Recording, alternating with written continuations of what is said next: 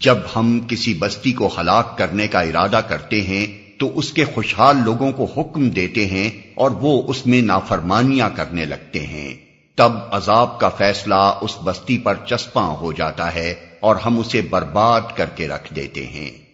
دیکھ لو کتنی ہی نسلیں ہیں جو نوح کے بعد ہمارے حکم سے ہلاک ہوئیں۔ تیرا رب اپنے بندوں کے گناہوں سے پوری طرح باخبر ہے اور سب کچھ دیکھ رہا ہے۔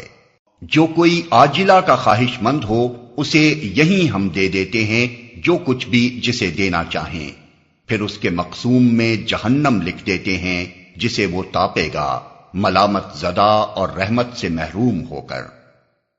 اور جو آخرت کا خواہش مند ہو اور اس کے لیے سعی کرے جیسی کہ اس کے لیے سعی کرنی چاہیے اور ہو وہ مومن، تو ایسے شخص کی سعی مشکور ہوگی۔ ان کو بھی اور ان کو بھی، دونوں فریقوں کو ہم دنیا میں سامان زیست دیے جا رہے ہیں۔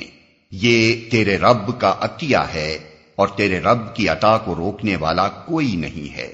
مگر دیکھ لو دنیا ہی میں ہم نے ایک گروہ کو دوسرے پر کیسی فضیلت دے رکھی ہے، اور آخرت میں اس کے درجے اور بھی زیادہ ہوں گے اور اس کی فضیلت اور بھی زیادہ بڑھ چڑھ کر ہوگی۔